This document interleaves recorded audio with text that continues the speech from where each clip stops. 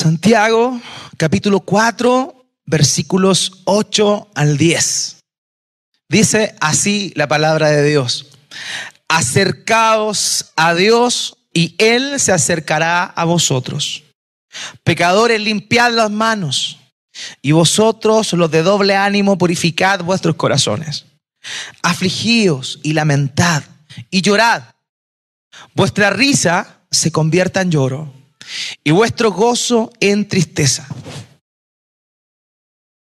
Humillaos delante del Señor y Él os exaltará. La semana pasada, ¿cierto?, comenzamos con estos versos que hemos vuelto a leer en este capítulo 4 de la epístola del hermano del Señor Jesucristo, de Santiago. E hicimos el símil de lo que Santiago está explicando aquí con lo que fue la Magnus Opus, o obra maestra, de un predicador británico llamado John Bunyan, lo que se conoce como el progreso del peregrino, donde este autor mostraba la vida del cristiano de una manera alegórica y la mostraba como un hombre llamado cristiano que peregrinaba, que avanzaba con el propósito de llegar a la ciudad celestial. Todos nosotros, amados, los que hemos creído en Cristo y nos hemos arrepentido de nuestros pecados, hemos sido llamados no para mantenernos en un status quo, no para mantenernos en el mismo lugar. Dios nos ha llamado para que cada día progresemos, para que cada día avancemos, para que cada día seamos transformados. Dios no quiere que nosotros seamos iguales. Y ahí está el punto. La invitación de Cristo es: ven tal como estás. Dios no tiene un requisito para ir hacia Él.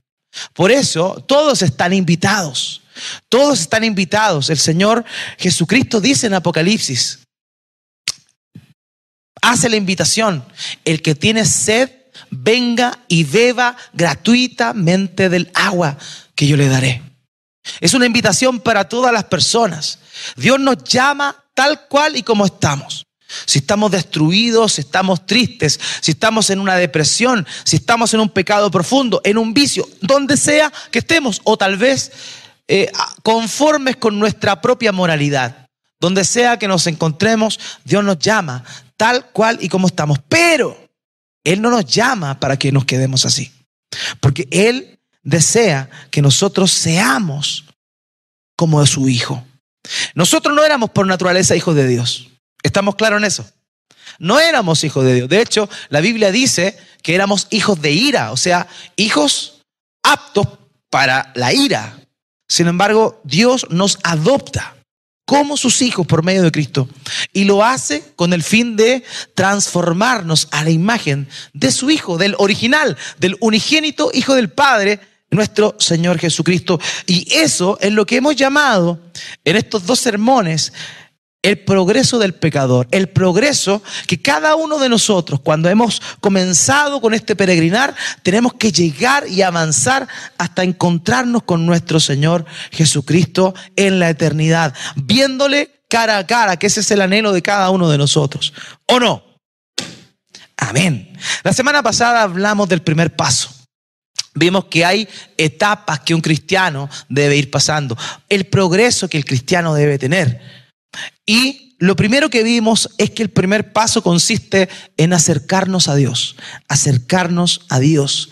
Y estuvimos y nos detuvimos específicamente en algo que es un estorbo para nosotros y que es, honestamente, de acuerdo a la Escritura, el mayor estorbo para toda persona para acercarse a Dios, que es el orgullo, la soberbia, la arrogancia, la altivez de corazón. Santiago decía, y nos dice a nosotros, que Dios resiste a los soberbios. Eso significa, a modo de resumen, que Dios se pone en oposición, se convierte en un enemigo de las personas que manifiestan un corazón altivo. Queridos, el orgullo y la soberbia son la madre del pecado.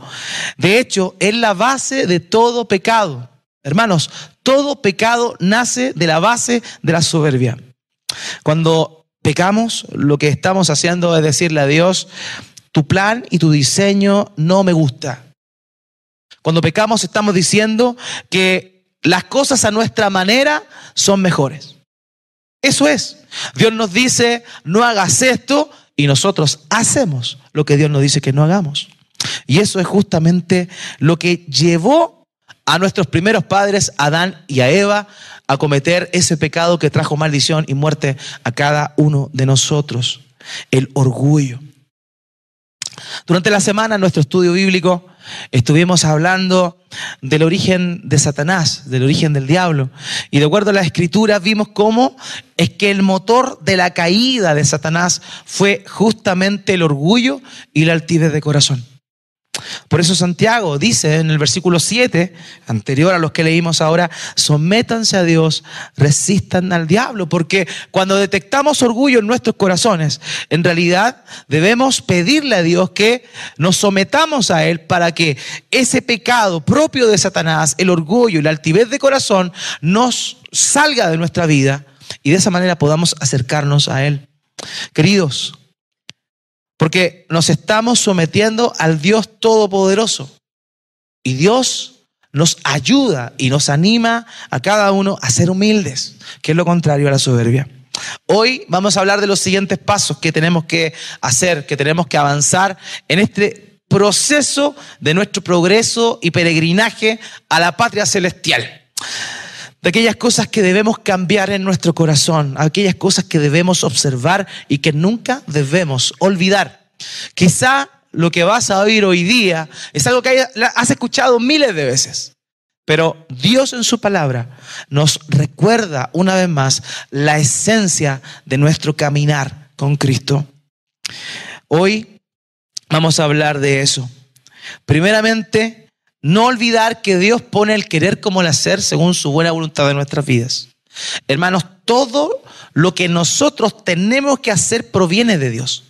No hay fuerza innata, no hay una fuerza que provenga de nosotros para hacer la voluntad de Dios. No, es Él quien nos impulsa, es Él quien nos motiva. Él pone tanto el querer como el hacer. 100% obra Él. Pero también, queridos, no olvidemos que nuestra responsabilidad es el 100% igual. O sea, Dios nos impulsa al 100% para que nosotros le busquemos, para que nosotros nos sometamos a Él. Pero también tenemos la responsabilidad al 100% de actuar. Esto no es un 50 y 50. No, Dios hace el 50 y yo hago el otro 50. No, Dios hace todo y tú y yo debemos hacer todo. Porque eso es lo que su palabra nos recuerda. El título del sermón de esta tarde es El progreso del pecador, parte 2. Así como las buenas películas siempre tienen una segunda parte, de la misma manera continuamos con estos pasajes, porque está hablando efectivamente de lo mismo. Hoy vamos a ver los siguientes dos pasos. El primer paso era acercarse a Dios. Y para acercarnos a Dios, ¿qué teníamos que deshacer? El orgullo, la soberbia y la arrogancia. Hoy vamos a hablar de los siguientes dos pasos. Así que vamos a hablar del paso 2, que significa o implica purificarnos y santificarnos. Y el paso 3, sentir el peso de nuestro pecado.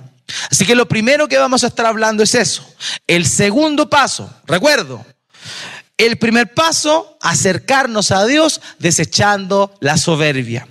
Y el paso número 2 que nos toca ver hoy día conforme a estos pasajes es purificarnos y santificarnos.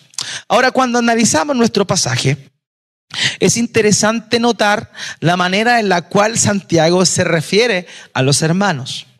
No olvidemos nunca esto. Santiago le está escribiendo a cristianos. Santiago le está escribiendo a la iglesia. Es una epístola universal, de manera que aunque hay un mensaje que cabe a cada corazón de todo cristiano, es un mensaje orientado a ciertas personas que él tenía en mente y que el Espíritu Santo le llevó a pensar. Ahora, a mí me llama profundamente la atención que en el versículo 8 habla de dos condiciones. Él utiliza dos maneras para referirse a los hermanos a quienes le está escribiendo. Él les llama pecadores y les llama de doble ánimo. Fíjese en esto. Esto parece sin duda muy duro, porque Comencemos primeramente analizando ese término, pecadores, pecadores. Santiago le está diciendo a cristianos que son pecadores. Queridos, es interesante darnos cuenta que muchos cristianos tienen problemas con que se nos llame hoy día, después de haber creído en Jesús, pecadores. Hay quienes de alguna manera piensan que un cristiano ya no es un pecador y tiene cierta lógica lo que dicen, porque si ha sido santificado por la obra de Cristo, no deberíamos ser pecadores, ¿cierto? Sin embargo, las propias Escrituras inspiradas por el Espíritu Santo se está refiriendo aquí a cristianos que pecan como pecadores. Tenemos ahí la transmisión en vivo. De manera, queridos, que tenemos que entender este proceso de santificación. La santificación ha obrado en nosotros cuando hemos creído en Cristo. Desde el momento en el cual hemos doblegado nuestro corazón a creer en Jesús, en ese momento el Espíritu Santo viene a habitar con nosotros. Y ahí comienza esta santificación. Y esto teológicamente se llama santificación posicional. ¿Qué implica eso? Somos santos. ¿Se acuerda cuando Pablo le escribe a los corintios y les dice a todos los santos que están en la iglesia de Corinto, llamados a ser santos? Es interesante eso porque nos habla de un estado, santos. Cuando Pablo le escribe a los cristianos, dice, le escribo a los santos que están en Éfeso, le escribo a los santos que están en Corinto. Siempre cuando le escribe a cristianos, se refiere a los cristianos como santos. De manera que hay una santificación posicional. Hermano, hermana, si tú has creído en Cristo, tú eres santo, posicionalmente. Pero continuamos siendo pecadores que requieren santificarse todos los días. Y esto es lo que se llama santificación progresiva. O sea, creemos en Cristo y somos considerados santos posicionalmente, pero a partir de ese momento comenzamos un caminar. Comenzamos a avanzar, Dios comienza a transformarnos poco a poco, paulatinamente, algunas áreas de nuestra vida rápido, otras muy lento, pero Dios comienza a transformarnos, porque como lo señalé al principio, el progreso del pecador es un progreso hacia la imagen de Cristo, hacia la patria celestial. Y esta santificación se llama santificación progresiva. De manera que la santificación posicional la recibimos al momento de nuestra salvación. Somos santos, somos apartados, porque eso es lo que significa el concepto santo. Somos apartados por Dios para sus propósitos eternos. Pero de ahí en adelante comenzamos con un proceso de transformación, un proceso de santificación que obra el Espíritu Santo y que se llama santificación progresiva. De manera que si todavía pecamos, seguimos siendo considerados pecadores, aunque pecadores salvados, redimidos, justificados y santificados por gracia. Amén. Somos pecadores, hemos sido salvados, hemos sido limpiados, estamos en un proceso, pero somos pecadores, no podemos decir otra cosa. De la misma manera que cuando alguien actúa es un actor, cuando alguien canta es un cantante, cuando alguien baila es un bailarín, cuando alguien toca piano es pianista, cuando alguien peca es un pecador. Aunque Cristo nos haya salvado, somos pecadores. Y Santiago le está diciendo así a los hermanos, pecadores. Queridos, un pastor británico, Martin Lloyd-Jones, dijo lo siguiente: el problema del hombre no radica en su ambiente, sino en sí mismo. Es pecador y todavía lo es, aunque sea creyente en el sentido de que está justificado ante Dios. Pero mientras esté en este mundo, todavía es pecador. Mientras estemos en este mundo, amados, somos pecadores, aunque hayamos creído en Cristo. ¿Por qué? Porque fallamos, porque pecamos. Dice, y lo citábamos hace un rato atrás, Juan en su epístola dice que si alguno ha pecado, abogado tiene para con el Padre a Jesucristo el justo. ¿Y a quién le está escribiendo? ¿A gente que no cree en Jesús? No, le está escribiendo a cristianos. A cristianos. Jonathan Edwards, Un teólogo y pastor americano de antaño dijo lo siguiente: no puedes pasar por alto tu propia pecaminosidad. Dios puede hacerte consciente de tu pecado para mostrarte la necesidad de su gracia. No olvides tu pecado, pero mira a aquel que tiene poder para salvarte de él. Queridos, algo que nunca debemos olvidar, hermanos amados, es que somos pecadores y seguimos pecando. Porque en el momento en el cual comenzamos a olvidarnos de nuestra condición, es cuando paulatinamente comenzamos a deslizarnos de la gracia. Es cuando empezamos a creer que no necesitamos de Dios. ¿Por qué? Porque ya estamos bien. Porque ya estamos bien. Everything will be all right. Todo está bien. Hermanos, R.C. Sproul dijo: el cristiano no es meramente una persona que recibe el perdón, sino que también reconoce y confiesa su pecaminosidad. La fe en Cristo trae transformación, pero no nos libera de nuestra condición pecaminosa en esta vida. Hermanos, nunca debemos olvidar que aunque hayamos sido salvados por gracia, aunque hayamos creído en Cristo, aunque hayamos confesado con nuestros labios que Él es nuestro Señor, todavía pecamos y que por ende somos pecadores. Y ahí está el tema, porque cuando reconocemos que fallamos, cuando reconocemos que pecamos, es cuando reconocemos nuestra necesidad de Dios. Porque en esa miseria es cuando nos acercamos a Él y nos ponemos en acción contra el pecado. Por tanto, el primer término que emplea Santiago acá para referirse a cristianos es pecadores. Así que no se ofenda si le digo pecador, porque todos somos pecadores. Todos fallamos, todos rompemos el mandato divino. El segundo término que emplea aquí Santiago para referirse a cristianos es un término que ya había usado en Santiago capítulo 1, versículo 8. Dice que les habla a aquellos que son de doble ánimo. Doble ánimo. En Santiago 1:8 habla del hombre de doble ánimo que es inestable en todos sus caminos. La idea es de alguien que vive en una dualidad. Es decir, que quiere vivir para la gloria de Dios, pero también quiere satisfacer sus propios deseos y pensamientos. Esa es una persona de doble ánimo. Amados, ese es el estado en el cual muchas veces nosotros pasamos y por mucho tiempo. Queremos vivir para la gloria de Dios, queremos vivir apartados para Él, queremos hacer lo que a Él le agrada. Sin embargo, también al mismo tiempo queremos satisfacer nuestros deseos, nuestras pasiones. Codiciamos, murmuramos, mentimos y hacemos cosas que de alguna manera nos van a traer algún beneficio, pero sin duda alguna son pecado.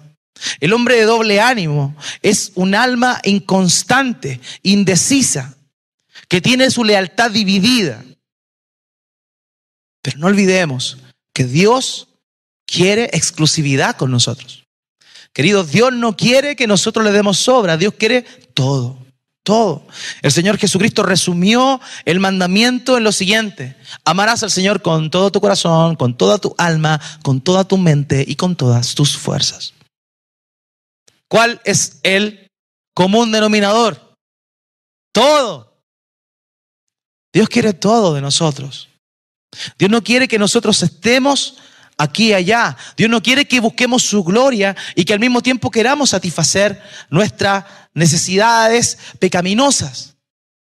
Pero Dios tiene misericordia de nosotros y aún así nos perdona. ¿Se da cuenta por qué nunca debemos olvidar nuestra condición de pecadores y nuestra condición de personas de doble ánimo? Porque cuando notamos eso, nos damos cuenta de la necesidad presente que tenemos del Señor. Hermanos, hasta que muramos vamos a tener una necesidad continua de acercarnos a Él y de que Él nos transforme. Somos almas inconstantes. Alguien dijo: el doble ánimo es una amenaza para la verdadera fe. No podemos servir a Dios y al mundo al mismo tiempo. Nuestra lealtad debe ser única y absoluta, porque Dios nos quiere de manera exclusiva. Y debemos rogarle a Él que nos ayude a abrir los ojos y darnos cuenta que solo teniendo a Cristo, tenemos todo. Él es suficiente. Y que el mundo, que el pecado, aunque atractivo, honestamente, amado, no tiene nada que ofrecernos, solamente muerte, destrucción y lejanía de Dios. Pero ahí estamos todos los días luchando contra aquello que se ve atractivo, pero que en realidad no nos lleva a otro lado que a la destrucción. De esta manera vemos que Dios, por medio de Santiago, nos da una advertencia y nos insta a hacer dos cosas similares. Dos cosas similares que son purificarnos y santificarnos. Acompáñenme al versículo 8, por favor, Santiago 4:8. Sigamos la lectura. Voy a leer la Nueva Biblia de las Américas. Dice: acérquense a Dios y Él se acercará a ustedes. Limpien sus manos, pecadores, y ustedes de doble ánimo purifiquen sus corazones. Las dos expresiones, purificar y santificar, tienen una connotación completa, ambas. Una se orienta a una cosa y la otra a otra cosa. Purificarnos, de acuerdo al griego, tiene la idea de limpiarnos, de sacudirnos de la suciedad. Este verbo, hermanos queridos, no es una sugerencia. La forma verbal es un imperativo y el imperativo es un mandamiento. Dios no nos sugiere que nos purifiquemos. Dios nos ordena purificarnos. Dios quiere que nos sacudamos del pecado. No existe un cristiano que no tenga que purificarse. Fíjese aquí que dice: limpien sus manos. Limpien sus manos. Y en la Biblia, de acuerdo a la cultura antigua, cuando habla de las manos, hace alusión a lo que hacemos. Cuando está diciendo limpien sus manos, está haciendo una invitación a que nos limpiemos de aquellas cosas que hacemos, nuestro actuar, lo que sale de nosotros. Esa es la invitación. Hermanos, tenemos que sacudirnos de ahí. Y el segundo término, eso es purificarnos o limpiar. Y el segundo término tiene que ver con santificación. Aunque tiene mucha similitud con el primer término de purificar, añade la idea de dedicarnos a Dios, es decir, entregarnos a Él, apartarnos para Él. Y no solo está hablando de lo exterior, porque lo anterior de purificarse, de limpiarse, tiene la idea de lo que hacemos. Pero acá este término, santifíquense o limpien, su corazón está hablando de lo que somos por dentro. Hermanos, estamos llamados por mandato. E insisto, si tú has creído en Cristo, si tú has reconocido tu miseria, si tú has reconocido tu pecado, si tú has reconocido que sin Él estás perdido, tú ahora estás llamado, yo ahora estoy llamado a purificar y santificarnos. Hermanos, es lo que debemos hacer. ¿Dios lo hace? Sí, Dios lo hace. Todo. Pero tú y yo tenemos responsabilidad de actuar. Este verbo también es un imperativo. Dios no quiere que nosotros pensemos en santificarnos. Él no quiere que nosotros, no nos sugiere hacerlo, sino que nos ordena: santifíquense. Hermano, ¿cómo está tu corazón? ¿Cómo está tu interior? Porque quizá estás actuando bien. Tal vez moral y éticamente estás obrando bien. Pero ¿cómo está tu corazón? Porque tal vez estás cumpliendo con la primera parte. Te estás limpiando tus manos, estás limpiando lo que haces. Pero ¿qué hay dentro de ti? ¿Qué tipo de pensamientos pasan por tu mente?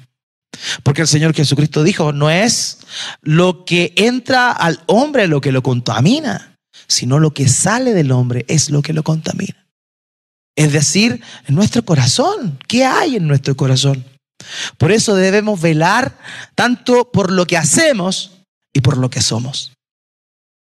Lo que hacemos y lo que somos. Debemos velar por lo de afuera, por lo que se ve, las manos, y por lo de adentro, nuestro corazón.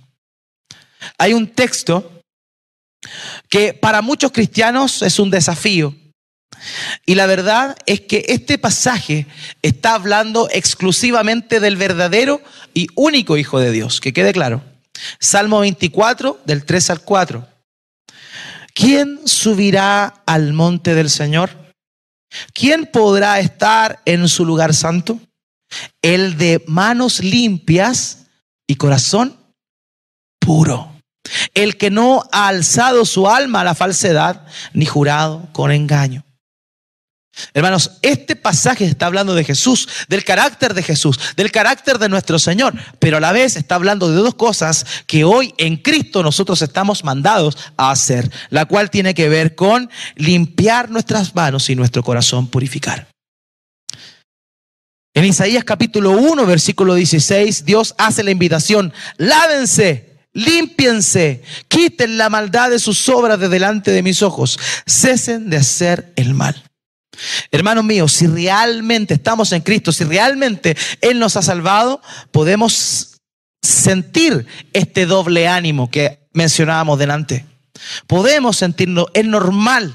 Sin embargo, debemos saber que lo mejor para nosotros es tomar acción, que lo mejor para nosotros es estar en la promesa gloriosa de cielo nuevo, de tierra nueva, de que estaremos junto a nuestro Señor, donde ya no habrá más pecado. Porque nuestra esperanza en el Señor, nuestra esperanza en la eternidad, nos ayuda a que tomemos acción y trabajemos en nuestra santificación.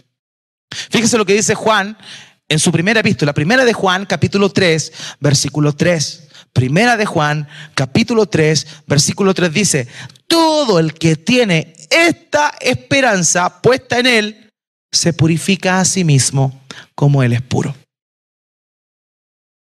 Querido, tal vez estás luchando contra el pecado y eso es maravilloso. El problema es cuando uno no lucha, cuando uno se da por vencido, cuando a uno el pecado lo atropella, pasa por arriba y lo deja ahí tirado. Eso es el problema. Pero si tú estás luchando es porque tienes esperanza. Porque tienes esperanza de que un día estarás delante de la presencia de Él y ya no habrá más pecado, ya no habrá muerte, ya no habrá dolor, ya no habrá angustia. Porque todo el que tiene esperanza, la esperanza puesta en Él, se purifica a sí mismo. Hermanos, estamos llamados a purificarnos, estamos llamados a dejar aquellas cosas que son atractivas. Porque el pecado no es algo que se presente de una forma que no sea atractiva. En el mundo, el marketing es una disciplina que estudia el comportamiento humano y también a través de la neurociencia trabaja en los pensamientos. ¿Sabían ustedes que los colores transmiten cosas? Y los expertos en marketing utilizan colores para transmitir cosas. Por ejemplo, cuando hay algo que requiere prudencia, algo que requiere crecimiento, algo que muestra esa cosa, el color azul normalmente es el que se emplea. Cuando algo es rojo, está implicando un concepto de fuerza, de energía, pero también de algo que se puede descontrolar. Y todo eso está estudiado. ¿Por qué? Porque para poder mover a las personas a comprar un determinado producto, hay que manipular la mente. El pecado conoce todo de nosotros y no se manifiesta de una manera poco atractiva. El pecado y la tentación siempre es atractivo. Por lo mismo es que debemos prestar atención y debemos ocuparnos en purificarnos y buscar aquello que, aunque en el momento no parece atractivo, es lo mejor que podemos abrazar. Spurgeon dijo: el crecimiento en la gracia es una marca segura de santidad. El cristiano verdadero debe esforzarse en cada momento por la santidad sin la cual nadie verá al Señor. Eso dijo el autor de Hebreos. Sin santidad nadie verá al Señor.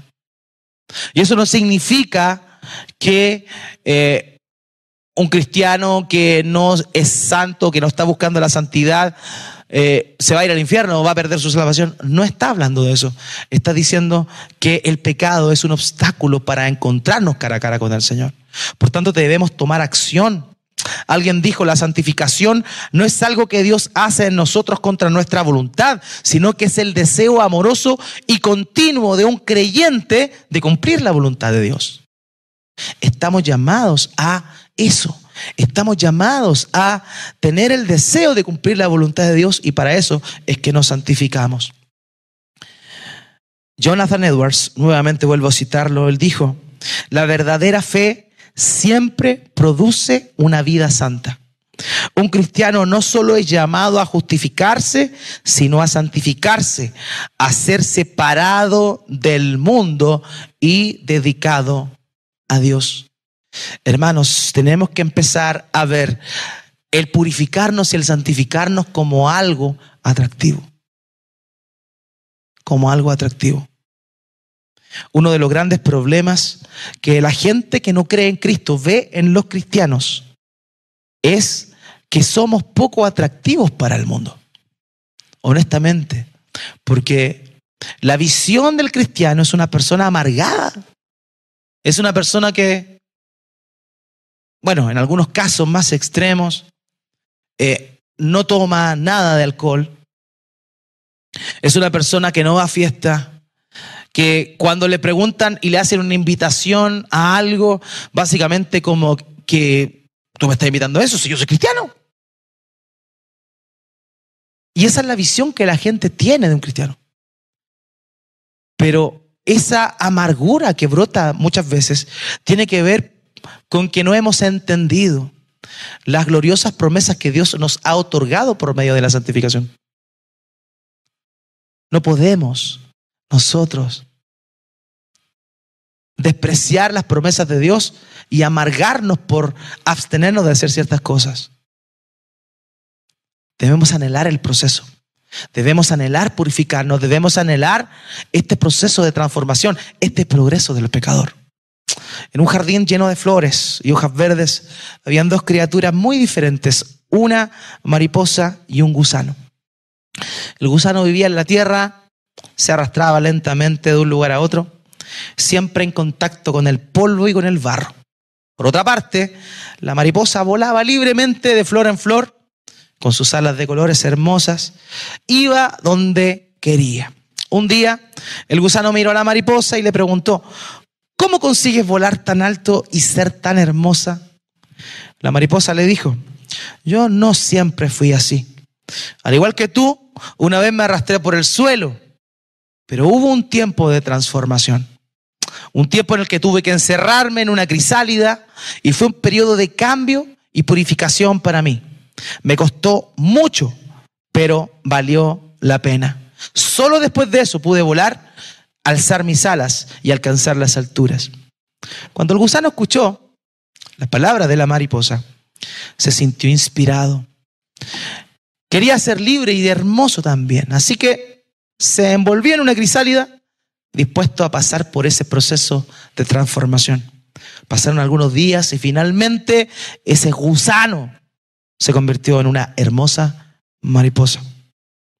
Esta fábula nos enseña que la santificación es un proceso necesario, que aunque se ve el final y el resultado de nuestro encuentro con Cristo en la patria celestial, es necesario pasar por un proceso para llegar a ello. Queridos, qué importante es esto. Vale la pena el esfuerzo, vale la pena la acción, vale la pena el deseo de purificarse y ser transformado y santificado, porque eso es lo que Dios demanda de nosotros. Por tanto, el segundo paso, el primero era acercarnos a Dios alejando la soberbia. El segundo paso era purificarnos y santificarnos. Y el tercer paso en este progreso, hermanos queridos, es sentir el peso de nuestro pecado. Acompáñenme al versículo 9, por favor. Santiago 4:9 de nuestro pasaje dice: aflíjanse, lamentense y lloren. Que su risa se convierta en lamento y su gozo en tristeza. ¿Saben qué? Lo que está diciendo Santiago acá no está haciendo alusión a que sufran los cristianos, a que pasen por penurias. No. Está hablando de la importancia de afligirse, lamentarse y llorar. ¿Pero por qué? ¿Por qué está Santiago mandando a estos cristianos pecadores y de doble ánimo que se aflijan, se lamenten y lloren? Hermanos, porque después de haber visto la importancia que tiene nuestra acción frente al pecado y nuestra actitud para con el pecado, Santiago nos está invitando a sentir el peso del pecado. Aunque hemos sido perdonados por gracia de Dios, y esto se manifiesta cuando nos arrepentimos y creemos en el Evangelio, el dolor y el peso de nuestro pecado no es algo que solamente debe estar de manera exclusiva cuando nos acercamos a Cristo. Porque ciertamente, cuando hemos llegado a los pies de Cristo, llegamos con dolor, llegamos con aflicción, nos sentimos pecadores. Pero eso no es algo que solamente debamos sentir al inicio de nuestro peregrinar. Es algo que debe acompañarnos. Porque cuando nos olvidamos de dónde Él nos ha sacado, es cuando la vaca se olvida que fue ternera. Cuando hemos olvidado el significado, la implicancia del pecado en nuestras vidas, es cuando nos ensoberbecemos. Es cuando nos enorgullecemos, cuando la altivez de corazón empieza a brotar en nuestro interior y pensamos que no necesitamos a Dios. Queridos, el dolor y el peso de nuestro pecado es algo que debemos seguir sintiendo. Es algo que Cristo ya limpió, ya lavó. No tenemos que sentir la culpa, insisto, pero no debemos olvidar nuestra condición. No debemos olvidar la necesidad que tenemos de Él. ¿Y saben qué? Estos verbos que aparecen aquí, aflíjanse, lamentense y lloren, también están en imperativo. Dios no nos está sugiriendo que nos aflijamos por el pecado. Dios nos está ordenando que lo hagamos. Queridos, afligirse tiene la idea, y esto no nos gusta. Esto que estamos hablando, lo que Dios nos está diciendo por medio de su palabra, no es algo que nos guste. Porque de hecho, nos tomamos muchas veces y está bien. A ver, la otra vez les hablaba de que hay una cierta, tiene que haber en el cristiano, para que la culpa no lo consuma, un cierto acto de sinvergüenzura, en el buen sentido de la palabra. Porque si Cristo ha pagado por nuestros pecados, nosotros no tenemos que sentirnos culpables y que esa culpa nos aleje de Dios. Ojo, pero nunca debemos olvidar que cuando pecamos, tenemos que afligir nuestro corazón. Cuando le hemos fallado, no es tan sencillo como decir, Señor, tú gracias porque me perdonaste, sigo adelante. Sí, sigue adelante, pero antes de dar el primer paso, piensa en lo que has hecho. Piensa en lo que ha significado. Afligirse tiene la idea de sentirse miserable, hermano, de darse cuenta de la condición que está uno. Dios nos ha salvado y nosotros le pagamos así. Hermanos, tenemos que sentir ese dolor. Insisto, no para que nos encapsule y no nos deje avanzar. Tenemos que sentir ese dolor para recordarnos por qué hemos llegado a los pies de la cruz de Cristo. La segunda palabra, lamentarse, implica estar triste, sentir dolor o tristeza y hace alusión al luto. O sea, si pecamos, tenemos que sentir dolor en nuestro corazón porque le hemos fallado a Dios. Pecar no es algo para un cristiano. No es algo tan sencillo, tan liviano. Pecar es algo terrible. La tercera palabra dice lloren y hace alusión a no así como una lágrima de cocodrilo. De hecho, la expresión que se emplea ahí habla de llorar profusa y libremente de tristeza e inclusive implica gemidos. Pero cuando pecamos es más fácil ver el otro lado, decir Dios nos perdonó, seguimos para adelante. Y está bien, insisto, sigamos para adelante, no nos quedemos en la culpa, pero sí hay que lamentarse, sí debemos dolernos. que el gozo vano del pecado se convierta en lamentos. Eso implica el arrepentimiento. ¿Saben que el arrepentimiento no es lo mismo que el remordimiento? Porque el remordimiento tiene que ver con sentirse mal. Sin embargo, queridos, el arrepentimiento incluye sí o sí el remordimiento. O sea, ¿puede haber remordimiento sin arrepentimiento? Sí, puede haber. Alguien puede sentirse mal y después, pero no arrepentirse, no querer cambiar, seguir en la misma. Al principio, ay, fallé de nuevo. Es como el alcohólico, que sabe que es alcohólico y llora y, ay, no tomo más. Le duele, pero llegó el otro fin de mes o la quincena, le pagaron y lo primero que hace es ir a tomar. Eso es remordimiento. Le dolió en el corazón, pero no es arrepentimiento. Por tanto, el remordimiento no es igual al arrepentimiento. Sin embargo, escuche bien, no hay arrepentimiento sin remordimiento. O sea, el dolor en el corazón es parte del verdadero y genuino arrepentimiento. Por eso estos verbos están en imperativo, son órdenes, hermanos. Debemos afligirnos, debemos lamentarnos, debemos llorar. ¿Por qué? Porque es importante que veamos nuestra condición y nos lamentemos por ello. Y veamos el pecado como Dios lo ve. J.C. Ryle dijo, un verdadero cristiano confesará y abandonará el pecado. Este es el testamento más seguro de arrepentimiento. El arrepentimiento es algo más que miedo al juicio. Es ver el pecado como Dios lo ve y como realmente es. Hermanos, muchas veces vemos películas que nos recuerdan lo que Cristo padeció en la cruz. Y en lo personal, cuando veo esa representación de Jesús siendo latigado, siendo crucificado, insisto, personalmente, lágrimas comienzan a salir de mis ojos. Y saben que en realidad cada latigazo, cada golpe, cada clavo que perforó su cuerpo es la paga que Él recibió por llevar la culpa de tu pecado y el mío. Por eso es que debe dolernos cuando pecamos. Porque nuestros pecados fueron pagados a precio de sangre, de dolor, de angustia, de separación.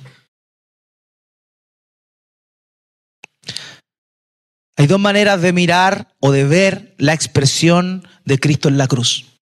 Cristo está en la cruz y cita al salmista y dice, Elí, Elí, lama sabactani, que traducido es, el Salmo 12, Dios mío, ¿por qué me has desamparado?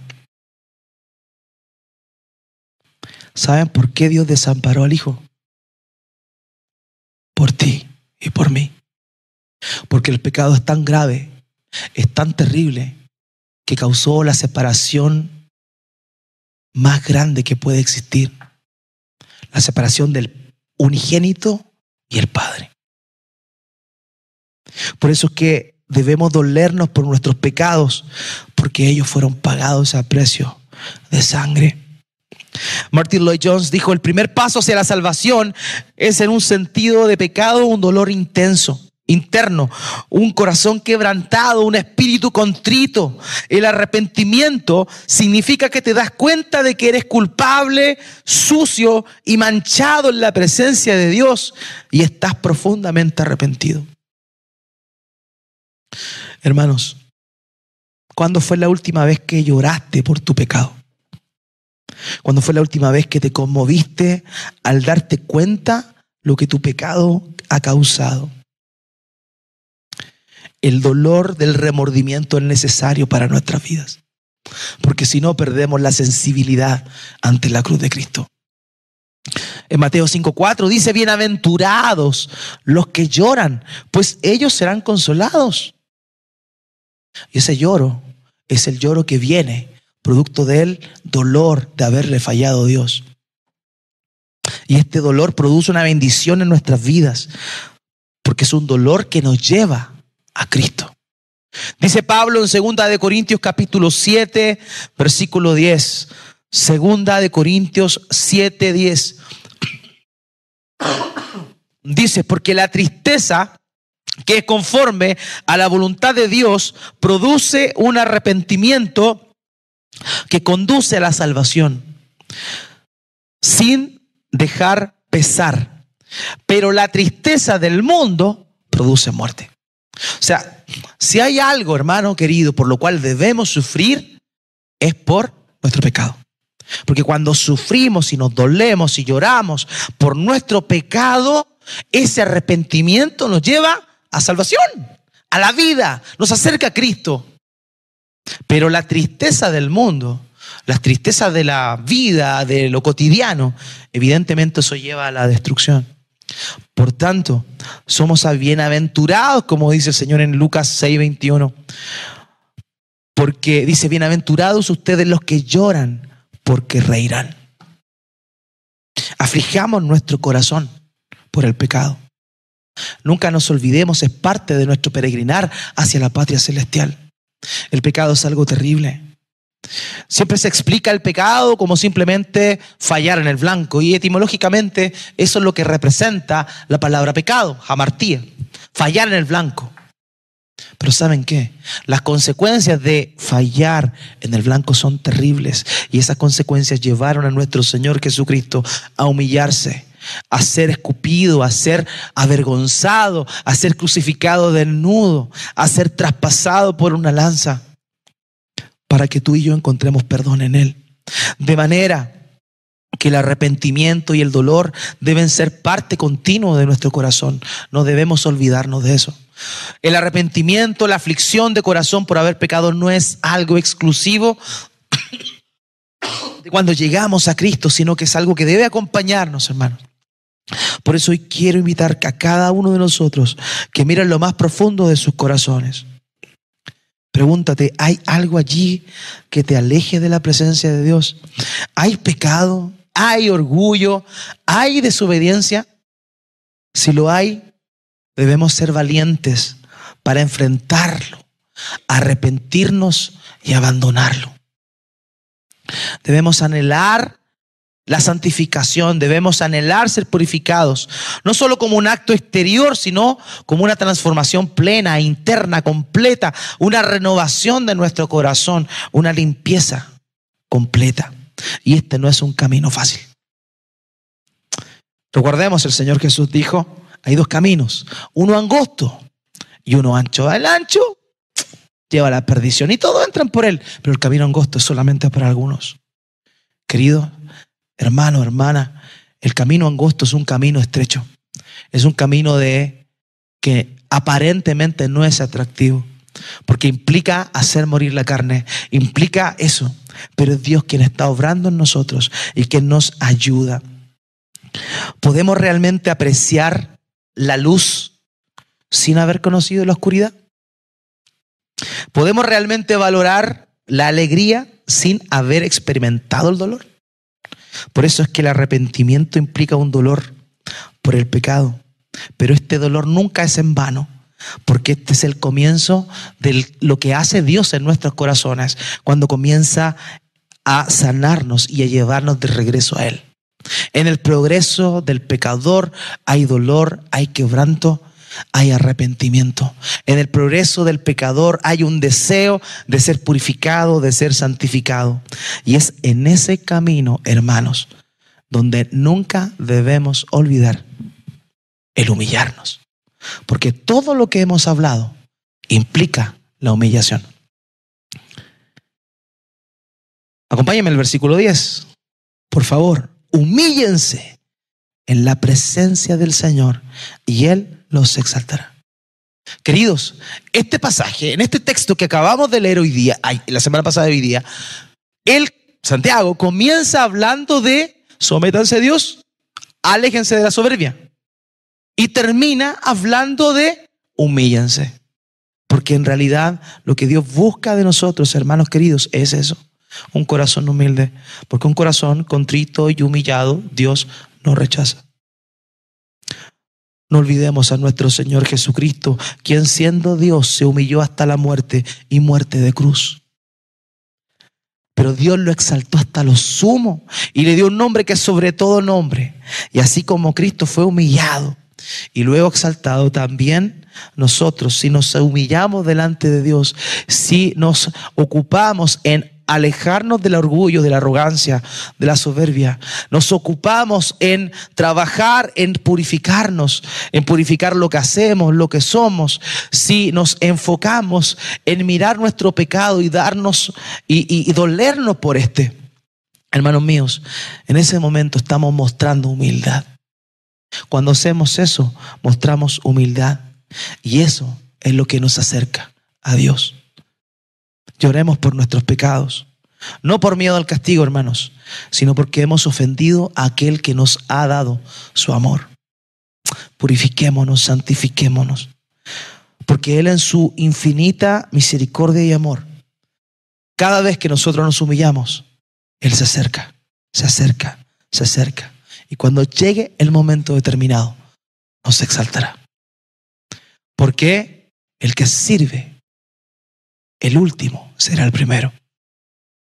El camino del cristiano, el progreso del pecador, es un camino de humildad. Querido, ese es el camino que Cristo nos enseñó. El del despojo, el de humillarse. Y ese es el camino que debemos seguir. Te animo, querido, a eso. Alejemos la soberbia. Acerquémonos a Él. Intencionadamente dejemos aquellas cosas que son un lastre que nos pesa. Purifiquémonos. Limpiémonos. Y también nunca olvidemos que aunque hayamos sido perdonados, el pecado que cometemos valió las gotas de sangre de nuestro Señor Jesucristo. Que el Señor nos ayude, que seamos desafiados por su palabra, que su Espíritu Santo haga la obra en cada uno de nosotros. Oremos al Señor.